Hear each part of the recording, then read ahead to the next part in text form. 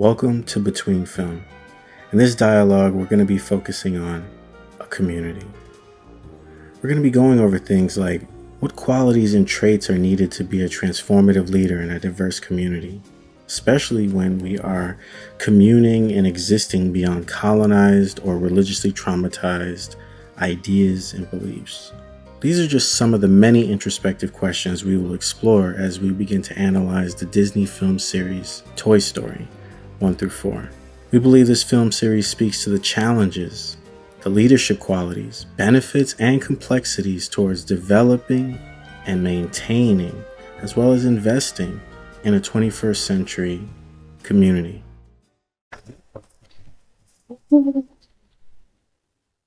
Welcome to Between Film. In this dialogue, we're going to be focusing on a community.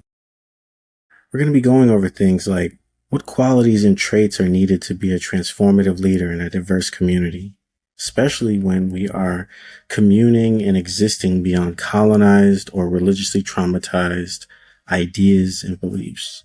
These are just some of the many introspective questions we will explore as we begin to analyze the Disney film series Toy Story 1 through 4. We believe this film series speaks to the challenges, the leadership qualities, benefits, and complexities towards developing and maintaining, as well as investing in a 21st century community. All right, welcome back to the final three-part series dialogue about community, where we've been talking through Toy Story 1, 2, 3, and 4. And so last week, we were talking about a community and the different complicated and diverse elements within a community to include ourselves. Important topics that came up that were of interest were decentralized community, decentralized leadership. And these were huge. Thank you to Dr. Rafael Reyes for joining the discussion and really talking about that and bringing that up for us, because this was a crucial element to help us identify the advocate and this meta-spiritual leader in community, that which can be any of us. And that's what's so beautiful about it. And so today we're focused on talking about a community, but in the context of having no control. And a lot of us have been traumatized during our childhood. And this is really leading us to feel and believe and think that we have to control certain things, almost all things, in order to prevent us from being hurt again. And that hurt could look very different. And there could be a multitude of different things that are hurting you that are all, pushing you to believe that you have to control your environment, people, you have to control ideas, money, time, so that you don't get hurt again like you did before. And this is a very interesting concept. And it's hard and difficult and very challenging for humans to even process and comprehend. It might take a lifetime or more to really sit with this and accept this and understand this for oneself, But in this lifetime, we are trying to chip away at it. So do you guys have any thoughts, any ideas, anything you want to share and contribute to this space in terms of having no control in the context of community? Good afternoon. I just wanted to share, first of all, thank you so much for that opening. And I think that was a really powerful statement. And I don't think that many people don't realize how they move from the believing and trusting this world to now wanting to controlling because of fear of being hurt again. I see that in the lives of those that I'm very close to. And I'm just like, why do you always have to control? Why do you always have to know? Why do you, to the point where even like, they move in this like strong, like spiritual discernment. And, you're like, okay, oh, that's a beautiful gift, but it's so strong because they don't trust even more. So they really like move in the spirit and that's as far as it goes. But I think it brings us in a spiritual context to the point where, God does, teach us to trust, to try the spirit by the word of God, and see if it's of him, and I don't believe that these are concepts that are necessarily taught. So now when you're forced to have to learn this because of this concept, you're forced to be in a non-trusting place because you were never taught to do that, right? Those who you trust the most, that's the people who you're affected by and who it hurts the most from, because you trusted these people, you loved these people, but yet you were hurt by these same people, and so it pushes you into a place of, I have to put on this armor. I have to control this because I feel stupid because I allowed you in a space that I haven't allowed anybody else in. And so you see, like, that trauma resulted in moving the way that people are moving. Do you blame them? Do you, it's a form of protection. It's a defense mechanism. I need to protect me. But you also see how it impacts those relationships because of the lack of trust. Yeah, thank you. It was so insightful. As you were talking, the themes and ideas you were presenting and sharing really brought us to the idea of how, Yeshua, Jesus in the Bible, has these teachings or these methods or ways of thinking that emulate what you're talking about, right? And so it's interesting how this is not new thinking. This is ancient thinking.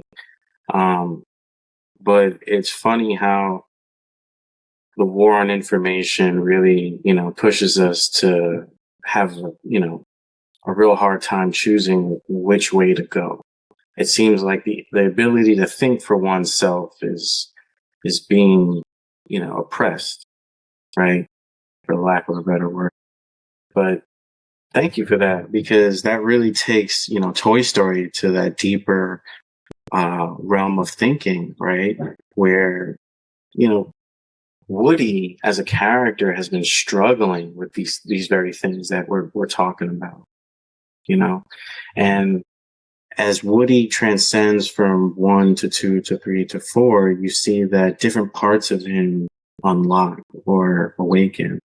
And he's always presented with these new challenges in identity, in self-understanding, self-awareness, his community's meaning, their value, and so that's why for me, Toy Story 4 gets to the heart of what a community leader may deal with, right, on a day-to-day basis, where it's the strenuous concerns and struggles between self-wants and desires and communal wants and desires, right? And we see this even in our own life, in our own experience with religious trauma, when the church has certain ideals and values, but somehow it clashes with my own inner ideas and values. And then we are prompted by religion to believe that we are of sin and we're wrong and we must correct ourselves and we must adapt to what the doctrine says is the way of thinking and being and seeking the God, a place in heaven, right?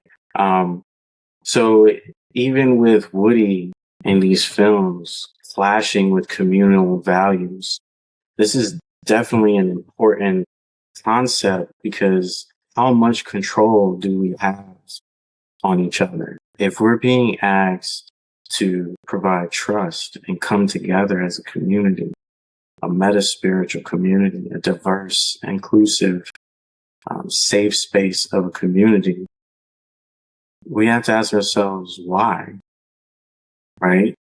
And some of us believe that by coming together, it helps our healing, our ability to heal, our ability to self-identify. And some don't. Some are right now at a point where they think solitude is their best tool. And that may be true.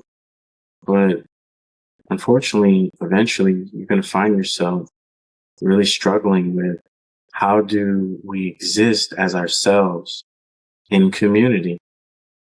Because in the past, every time we join a community, we've had to shed ourselves, and not be ourselves. We maybe had to play a part that's not ourselves, but it's what they wanted. And it's the only way that we would be accepted.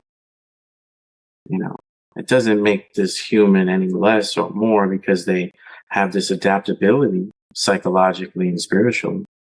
It just means that as humans, we're that complex and advanced that we can adapt to our environments, especially if we feel like it's a form of survival, And so, to make this even more relevant, today we find ourselves struggling with our own identity issues, cultural issues, gender issues, sexuality issues, and it's clashing with what has been normalized and have been deemed even traditional, all because it wasn't questioned or wasn't thought about even further, considered more. It's very stuck, like doctrine, like law. It's very rigid and it's no fluidity to it. So, for me, it raises like a deeper question of should humans really, be ruled by laws? It just seems off to me. This is my personal opinion. And if you have a different one, please share. But it just feels like something so rigid. Are we really that? How can we give over our power to that and say that this should be the thing that keeps us in line? And so like we imagine public space being this meta-spiritual community that accepts the human as they are entirely. And if something seems different or new, we inquire, we explore, we research, we question, but in a healthy way, right? Not in a way that makes this person feel less than or that they're wrong. Because the real trippy notion is that we're all wrong and we're all right at the same time. There is no north in space, right? But what are your thoughts around this topic thus far? To add on to this dialogue here, I agree with you both, what you both shared. I think when it comes to community and when I do think about, the Toy Story movies, something that I have observed and, I tell myself maybe, like Vashi was saying, it's kind of like a defense mechanism.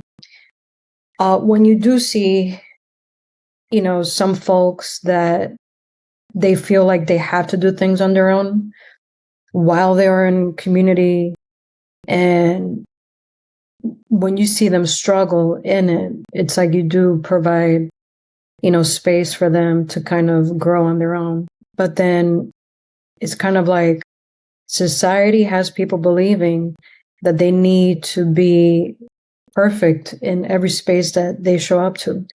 And that's not even the case, personally speaking, having a community or building a community, the last couple of years, months, and seeing how some people have left. And, we all tend to have our own traumas or have to deal with abandonment issues. And then to have and see, observe people that you care about in your community kind of repeat those traumas. you're reliving abandonment. You then want to question, like, if it's something that maybe the mission statement needs to be relooked at, was there something that we've missed, and we may have been so hyper focused maybe in a solution or something, because the goal is to really, how do we bring in Christians or just religious people might say, how do you bring in peace into the world or just into society? And I feel like community is something that is still developing. And at the same time, it's very triggering to kind of, because I'm sitting here, and even when I was working on, the final project and all that, just memories and just of things that happened. Were there things that we could have said or done to make things different? But then at the same time, in community, you do have to respect boundaries, spaces.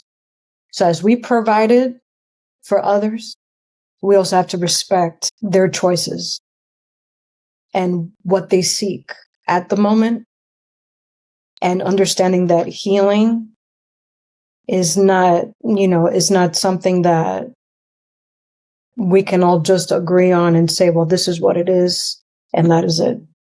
And it's not. It's very complicated. Community is complicated itself. If, to add anything else, I would say it's just something that is an ongoing process. And I still deal with it, as you can see. I'm still figuring that out. So if that adds anything to it. No, it does. Thank you for that. Thank you for sharing. Yeah, thank you so much for sharing that, sis. Thank you for your transparency and your vulnerability as well. I agree 100% with what you said. I also wanted to connect what you said with what A stated about laws, and you were connecting that to like the bylaws and stuff, right? I think something so powerful that you said was, but yet we all have something called choice. We all have a choice. Something can be presented to you, and it's like we all like, yeah, we're in agreement, and then something shifts, like a Y is put into the equation of A, B, and C, and the Y is added, and now it shifts the whole equation. It shifts mentalities, it shifts people's purpose. And I think it goes back to identity and seeking of self, right? As individuals, because it's individuals that help make a community, but yet we all agreed to what this community is and what it looks like. So then it becomes, okay, then how did you lose yourself in this agreement? That, that reminds me of whenever God made a covenant with somebody. It was a covenant. It was a community. It's I'm doing this, you're doing this. And together we're creating this. Like God's covenant with Moses, right? And all of this, it was a community, to the point where even his father-in-law was like, yo, you killing yourself, bro. Like, you need to put your spirit into your leaders so that they are actually taking on that position to lead and lead effectively in that same spirit that God has given to you. So again, moving in that same junction, but yet they still made mistakes. Like Moses' sister got kicked out the camp the first night. Like, yo, apparently you're not agreeing to this form of community. So we're going to teach you a lesson. But then at the end of the day, you have a choice. That's it. You have a choice, and I'm thinking about Toy Story 3 with the purple bear. He had a choice. They were like, yo, you could either be with us, or he was like, nah. And he still tried to throw them over. Like, nah, I don't want to be a part of that. That's your choice. That's your choice. Like, we could either save you or you could be, he made a choice. So I feel like that's the hurtful part of community. You know, like you said, what could we have done?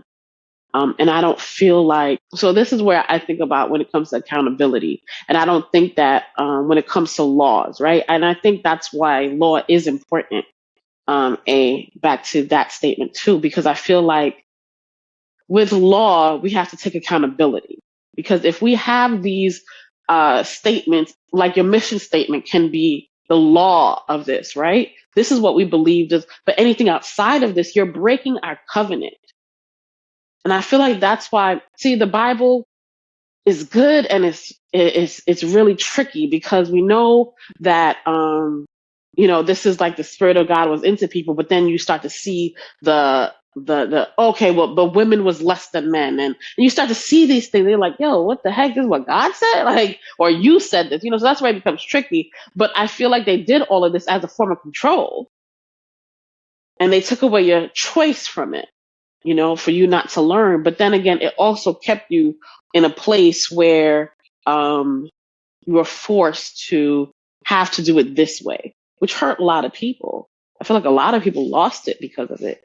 But I'm sorry, I just transcended for a quick second. But I think at the end of the day, I feel like all of this is trying to control, but people are trying to say, but they're trying to add a positive word to what control is.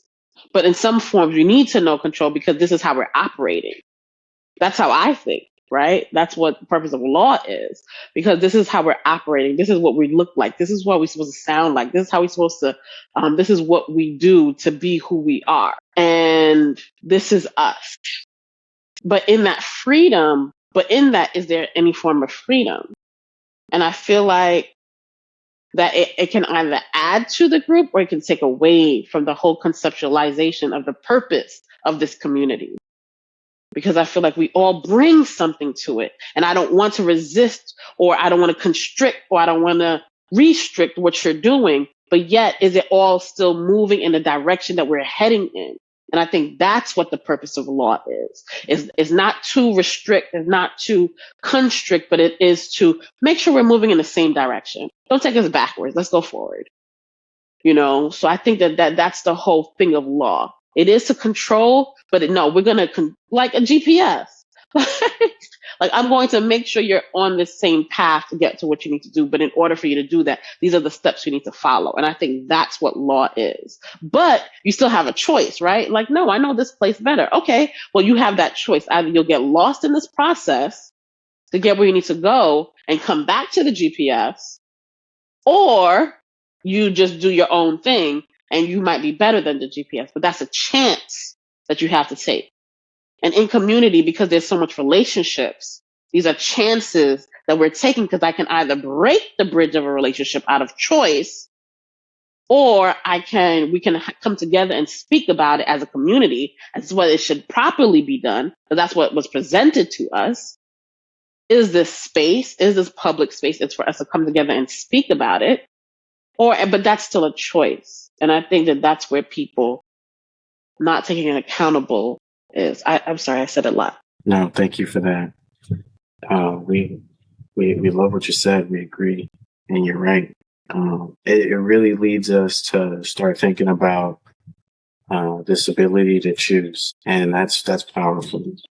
And when you invite people or beings, life forms, into this idea of a community, it shouldn't be something that is, obligated, because that would go against your ability to choose.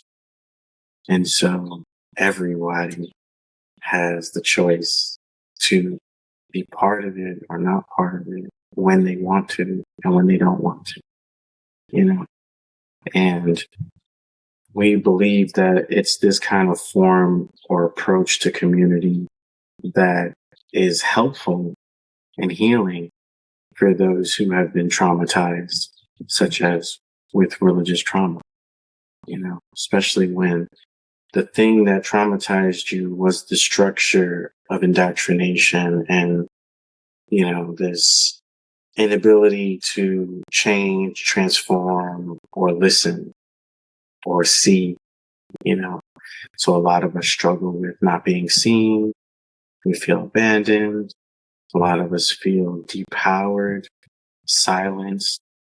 And so, thinking about Toy Story and how Woody even went through such a very similar journey of really questioning himself, right? Theopoetically imagine that Andy or Bonnie was God. And, we're all like Woody. And this relationship and loyalty between us and our God, really keeps us on a very stern path. But like you brought up, Ashton, somewhere along the way, something gets in between that, a disturbance, and it causes us to go on an alternate journey, which early in the year we talked about was the hero's journey, right? Especially when talking about your favorite movie, The Matrix. And it's this idea that we are in hero's journey, but this is a little bit different because this is an attempt to all of us being in hero's journeys, but being community. You know what I mean? Like, this is not like an easy task, but it's something that we feel is necessary for future human beings to even consider and allow to grow and become something, something of a norm maybe, or a new starting point of how we choose to commune in sacred spaces, public spaces, communities, What are your thoughts on that as we start to finalize and transition into presentations? Yes, we love what you said, Vashti. We are all in a hero's journey, but in community. Yeah, that's really what we're trying to create here with public space and, the other subspaces like between film. Creating this space to freely and comfortably and safely talk about, these films in relation to ourselves and what we're dealing with as traumatized, religiously traumatized human beings in the 21st century, right? Like, that's huge. I would like to add, I love that because it's like while we are in this hero's journey, we can then understand and acknowledge that we are all like sharing, like these, if it's healing that is happening, like we share these things. They look different, but we can more or less kind of, agree on that we may not be perfect. Community is not supposed to look like that, but that, we each understand and hold each other to this accountability that, yeah, we're human. And because we're that, we then, we're able to see like, we're all struggling. There is no, I'm better than you, or they're better than me. Is that we're all in this journey together. And that is what's beautiful. Sometimes it gets lost, through the messages when people are becoming vulnerable in a space. People might find that overwhelming, or that maybe their truth is not really their truth. Maybe they're dealing with imposter syndrome too. And so they believe that they have to be perceived a certain way. And a lot of that is learned behavior. So something that was mentioned, I think, I don't remember how many classes ago, but the decentralizing, that is something that we must do and look forward to. I was going to say, absolutely agree. And I love the way that you stated that. And I feel like it to me, it just continues to I continue to reflect on. So how do individuals get lost in community?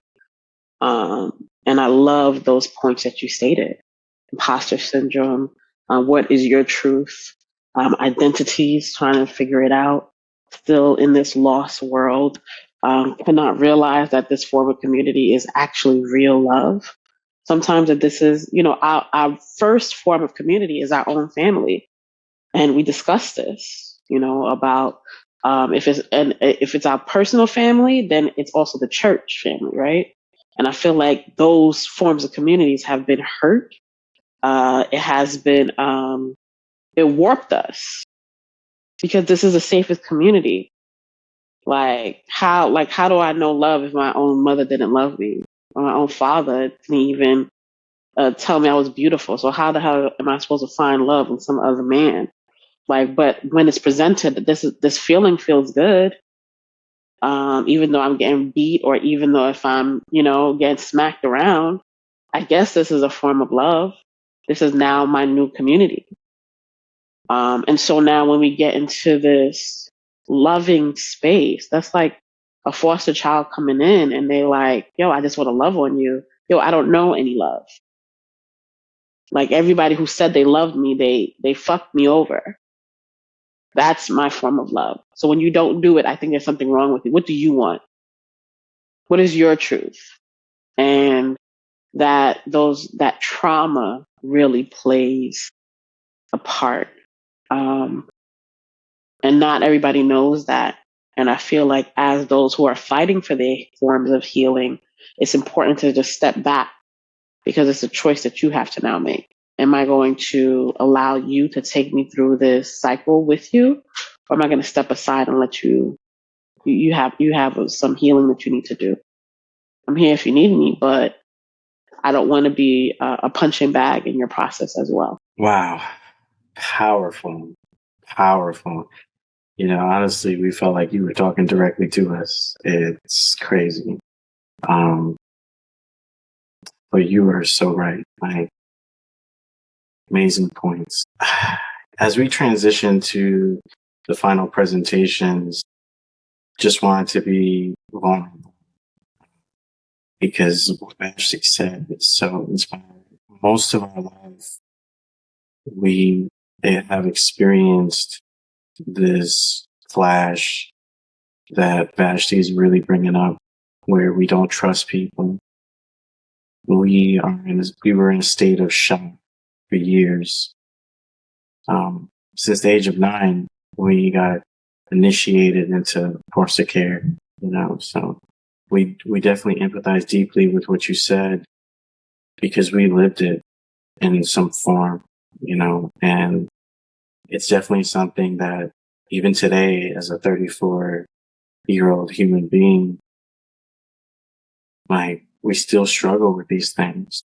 It doesn't go away as much as Disney movies present it sometimes, Like, for me, my traumas caused me to escape into films made by Disney. Caused me to try to live in those worlds, because they just felt better. They felt like it's where I should belong, And, when we're in the process of becoming an adult, shedding these things that are childish in these films, to see these deeper truths that are in between the lines, is exactly what Between Film is all about. And so that's just, I guess, a snippet into where Between Film as an idea came from. It's really been a manifesting draft of an idea all my life, and it became now something that we see as a perspective, a way of analyzing and exegeting, quite frankly, films, So on that note, let's get into the fun stuff. It's Jasenya's run up. She's got something special and exciting. We all know it's going to be fucking amazing. So let's make time and let's tune in.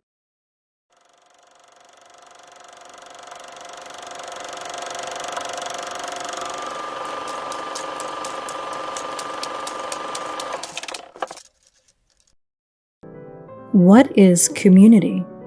A question so difficult to answer and understand. Where is community? Is it the people around us? Is it the spaces we gather and break bread with? Or is it the smallest beings that fill our space? They dance in the rain, learn a new skill while we cheer them on. They may be sitting in gratitude. They may nurture us. They may help build together. To be quirky and to be ourselves. They are free and present. They love us just the way we are.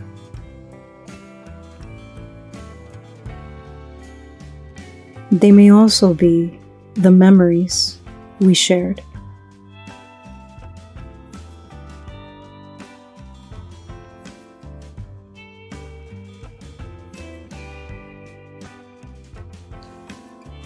They teach us to respect our boundaries, to allow self-growth as we begin to heal. Is what we make it to be. It grows and lives amongst us. We choose to be in community. And that was it. Fucking amazing. Yes, Oh, wow. I love that. Oh my gosh. Yo, Amazing. that's written. I That was think amazing. Yeah. Wow. And the pictures you chose was Oh my divine. gosh. Divine. Oh, Thank you for sharing a piece of your heart. yeah. Thank you for just sharing that. I love that. I absolutely loved it. Go ahead, A. I'm going to just talk when you're done. It was amazing. Yes, it Amazing. was. I got a little emotional. Okay. You want to talk about that? I guess it's something I'm still working with, but I guess while putting this together and piecing it, it's like everything has been a learning experience. I'm just an emotional person. You guys know that, which I'm not ashamed of it.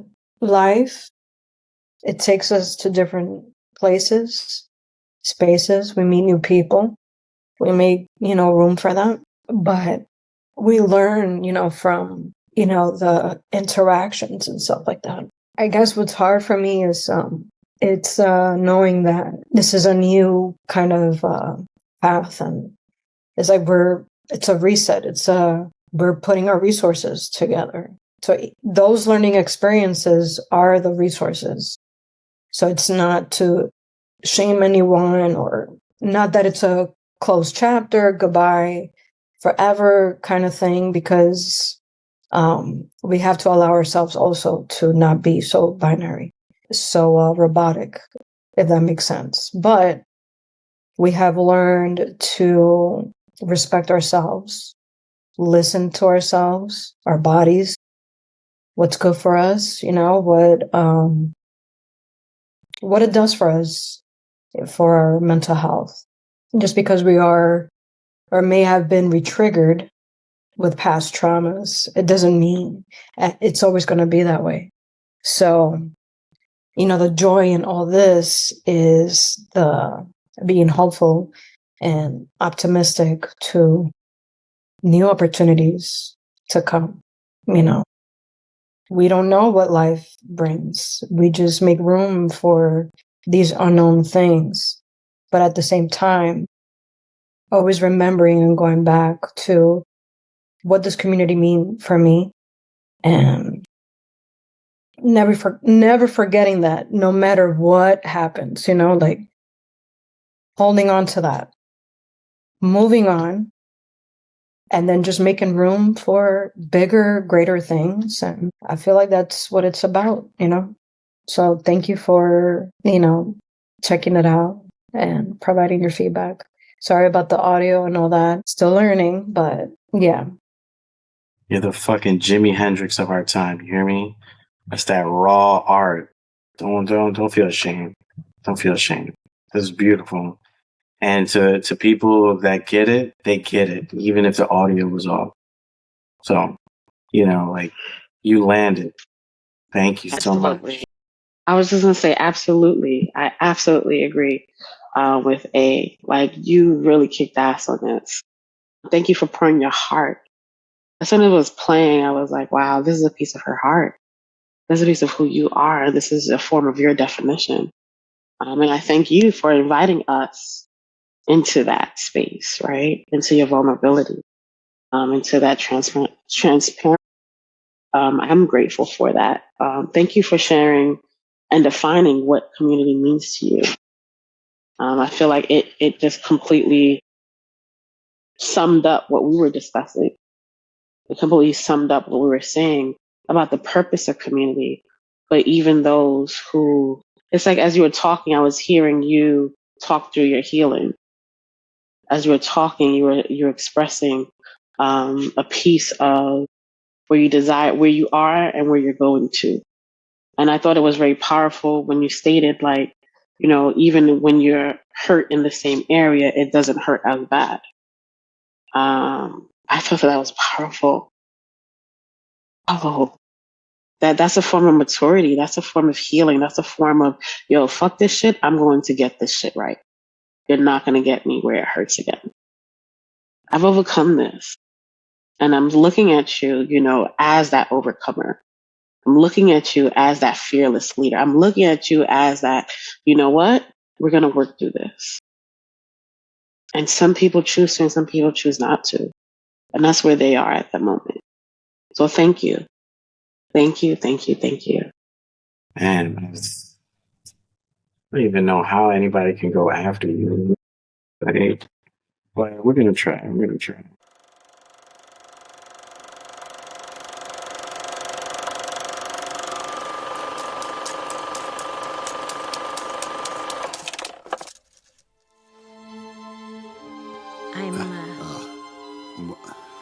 I'm glad I got to see you again. I don't...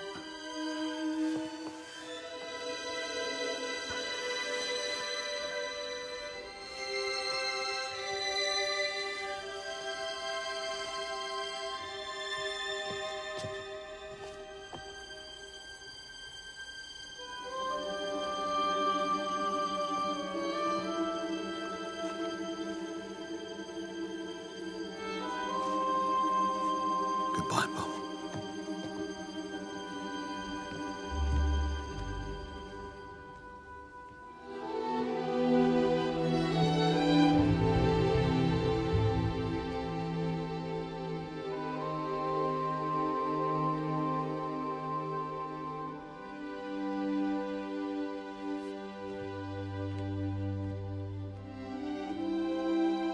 Buzz,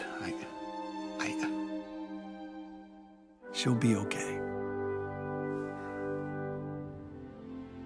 Bonnie will be okay.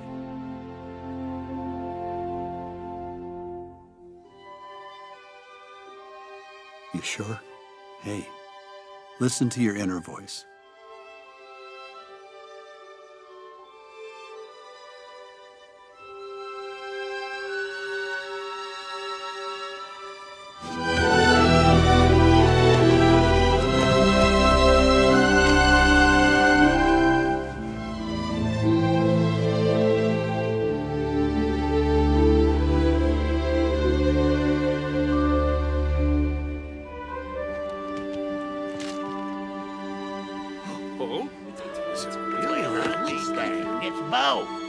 Jesse. Bo!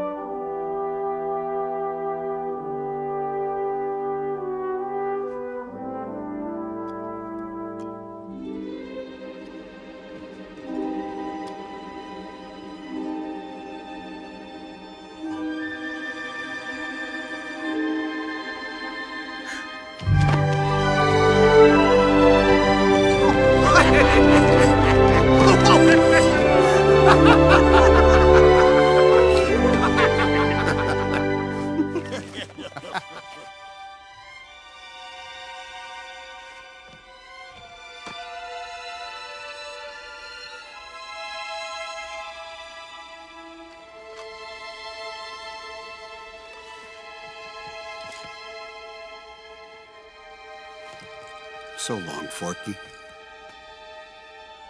Forky? Who's watching the doors? Go, go, go! Oh my goodness, the awning. What is going on?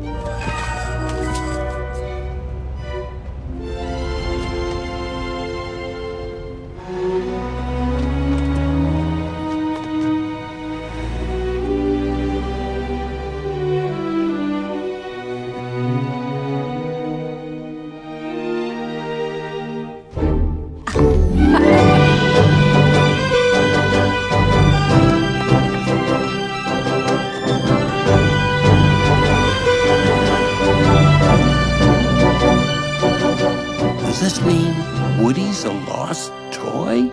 He's not lost. Not anymore. To infinity and beyond.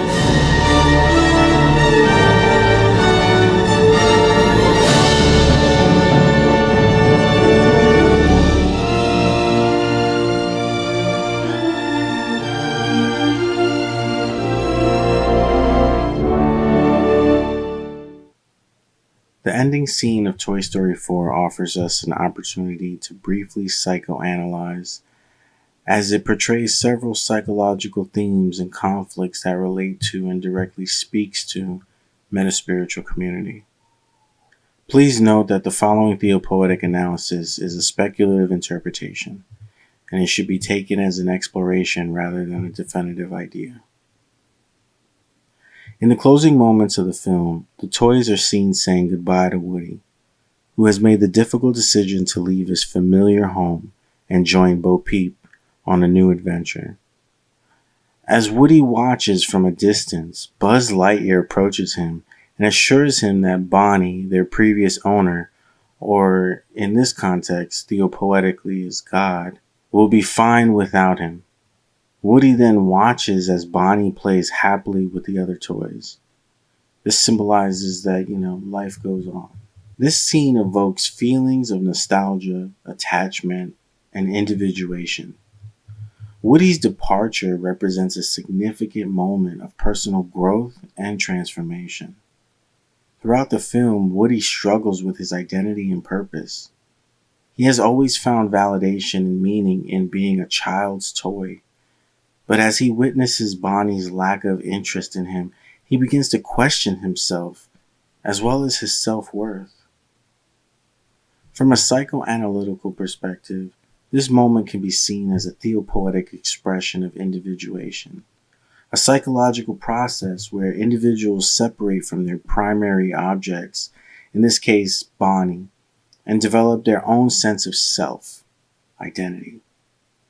Woody's decision to leave the familiar and embark on a new journey with Bo Peep signifies his desire for self-discovery and the need to explore life beyond the confines of his role as a toy. Buzz Lightyear's reassurance can be viewed as representing Woody's internal dialogue, symbolizing the conflicts and doubts he faces during this process of individuation. Buzz represents Woody's superego in this context, offering support and encouragement while reminding him that he is more than just a toy. This interaction suggests that Woody's decision is driven by an internal struggle to redefine his sense of identity and purpose. The scene also touches upon themes of attachment and loss. Woody's connection with Bonnie is deeply rooted in his need for belonging and companionship. However, as Bonnie outgrows him and shows less interest, Woody experiences a sense of abandonment and existential fear. The toys playing happily without Woody can trigger feelings of insignificance and rejection, reinforcing his decision to separate and search for a new sense of purpose. Overall, the ending scene of Toy Story 4 is a scene that we selected to help us collectively reflect upon the complex psychological dynamics such as individuation, identity formation, attachment, and loss. It portrays Woody's journey towards self-actualization and highlights the universal human struggle of letting go of the familiar to embrace personal growth and new possibilities. Does this mean Woody's a lost toy? He's not lost. Not anymore. To infinity and beyond.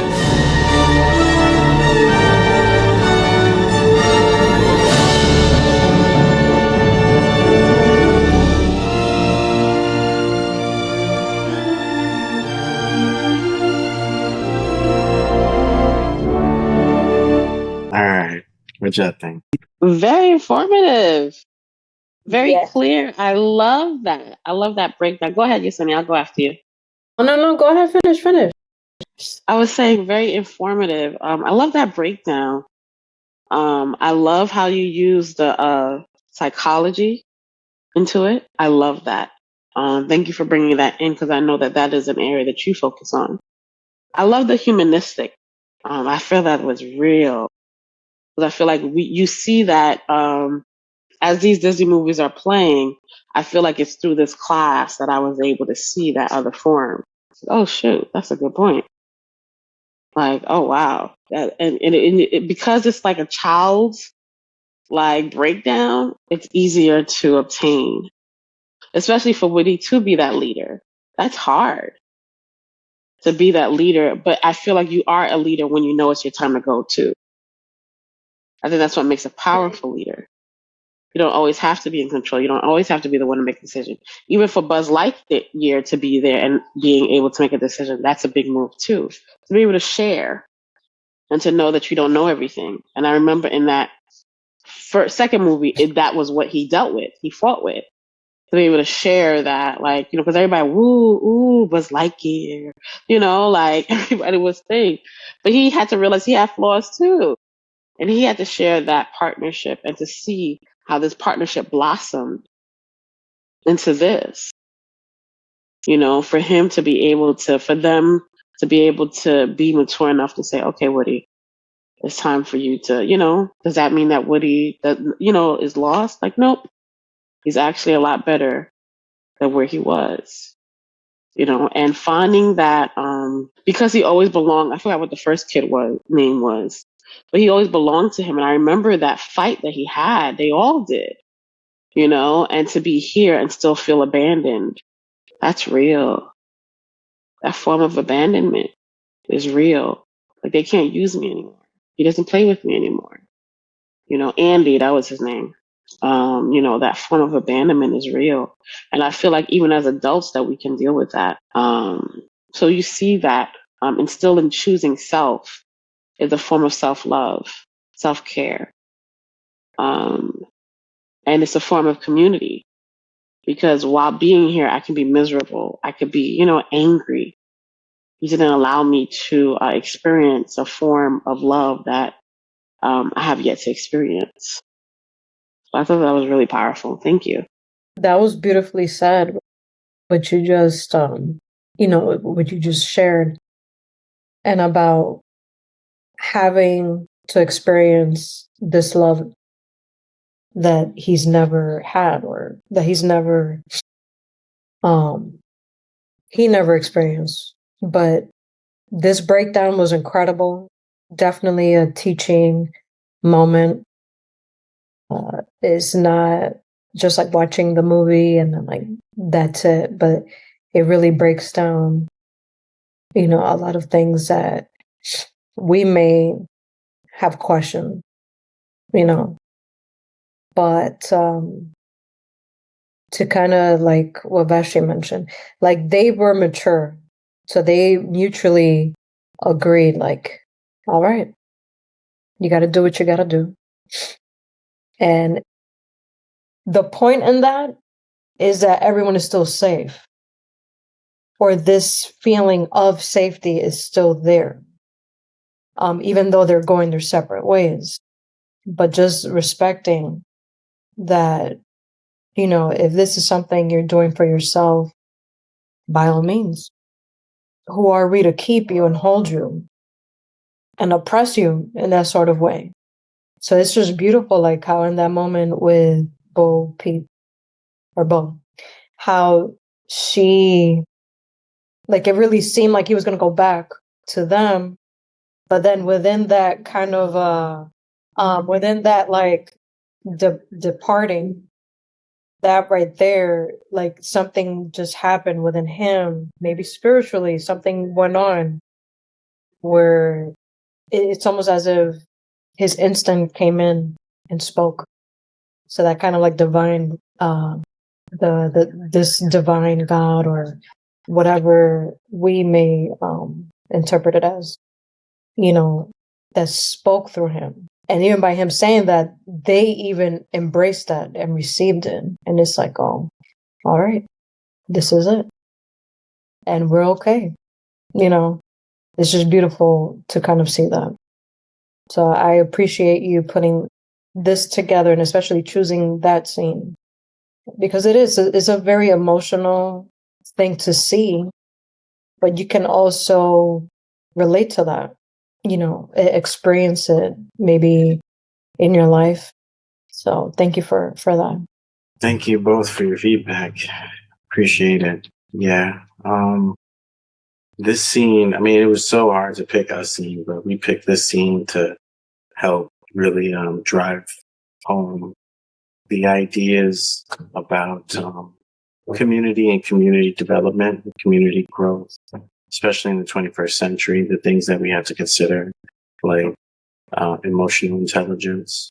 So that's why we felt it was, necessary to come from a psychoanalytical perspective, really founded in Carl Jung's, research and findings. So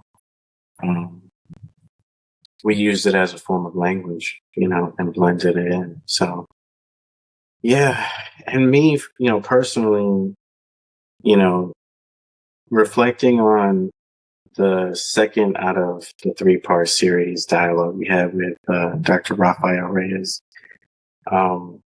it really got me going with this, decentralization, right? Like it was there the whole time, but it's really been something that has been illuminating for me because we had to even check ourselves, and say, are we that? Are we emulating that?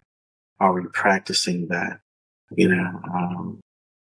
Because the last thing we want to do is become, the very structure that we left or, was exiled from for some of us, and we don't want to continue those traditional patterns of abuse, and we wanted to add how in the background, I think we've been talking about this paradigm of domestic abuse, right? Like we could easily see how like this is like a very violent relationship that when one side of the party is oppressing the other, and it comes off very abusive, keeping that character or person from growing, and so we love how in this end scene that, like you said, the mutual decision of allowing Woody to continue to grow and explore